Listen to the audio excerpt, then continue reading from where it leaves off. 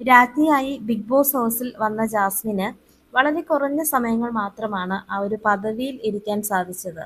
ജിൻഡോ രാജാവായിരുന്ന സമയത്ത് ഒരുപാട് ടാസ്കുകൾ കൊടുത്തിരുന്നു കണ്ടസ്റ്റൻസിന്. അതിൽ നിന്നും വിൻ ചെയ്യുന്ന ഒരാൾക്കായിരിക്കും അടുത്ത ഭരണം എന്ന് പറഞ്ഞിരുന്നു. അങ്ങനെ എല്ലാ ടാസ്കിലും നന്നായി കളിച്ചത് ജാസ്മിൻ ആയിരുന്നു. അങ്ങനെ ജാസ്മിന് ആ ഒരു അധികാരം ജിൻഡോ കൊടുക്കുന്നു.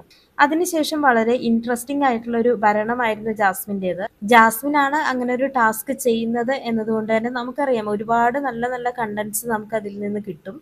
പക്ഷെ വളരെ പെട്ടെന്നായിരുന്നു സിജോന്റെ ആ ഒരു വരവ്. സിജോ വന്ന് ജാസ്മിന്റെ കയ്യിലുള്ള ആ ഒരു ദണ്ടടിച്ചുകൊണ്ട് പോകുന്നുണ്ട്. അത് പോയി കഴിഞ്ഞാൽ പിന്നെ അധികാരമൊന്നും ഉണ്ടാവില്ല. അധികാരമെല്ലാം പോയി എന്ന് തന്നെ വേണം പറയാൻ. അങ്ങനെ ജാസ്മിൻ ശ്രീധുവിനൊക്കെ പറഞ്ഞു വിടുന്നുണ്ട് ആ ദണ്ടെടുത്തിട്ട് വരാനായിട്ട്.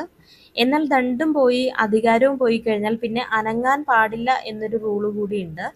അങ്ങനെ വളരെ കുറച്ച് സമയം മാത്രമാണ് ജാസ്മിന് രാജ്ഞിയായിട്ട് അവിടെ നിൽക്കാൻ സാധിച്ചത്. അതേസമയം ജിൻഡോ രാജാവായിരുന്ന സമയത്ത് വളരെ നല്ല രീതിയിൽ തന്നെ ജിൻഡോ അത് ചെയ്യാൻ ശ്രമിച്ചു. ഒരുപാട് ടാസ്കുകൾ കൊണ്ടുവന്നു. വളരെ ബോറടിയൊന്നുമില്ലാതെ ഇൻട്രസ്റ്റിംഗ് ആയിട്ട് ചെയ്തു തീർക്കാനായിട്ട് ജിൻഡോന് സാധിച്ചു. ഇന്നലെ ഈ ഒരു ടാസ്ക് എല്ലാവരും ആദ്യം തന്നെ സായിനെ ഏൽപ്പിക്കുമ്പോൾ എല്ലാവർക്കും ഒരുപാട് പ്രതീക്ഷയുണ്ടായിരുന്നു. എന്നാൽ ഇന്നത്തെ ആ ഒരു ലൈവ് മൊത്തം ആ ഒരു ടാസ്കിന്റെ പേരിൽ കുളമാവുകയാണ് ഉണ്ടായത്. എന്നാൽ അതെല്ലാം ഇന്ന് തിരിച്ചു പിടിക്കാൻ ജിൻഡോനും ജാസ്മിനൊക്കെ സാധിച്ചിട്ടുണ്ട്.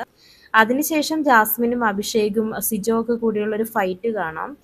അങ്ങനെ കുറച്ച് സമയങ്ങൾക്ക് ശേഷം ബിഗ് ബോസ് പറഞ്ഞതിന് ശേഷം ആ ഒരു ടാസ്ക് അവസാനിപ്പിക്കുന്നതായിട്ടാണ് കാണുന്നത്.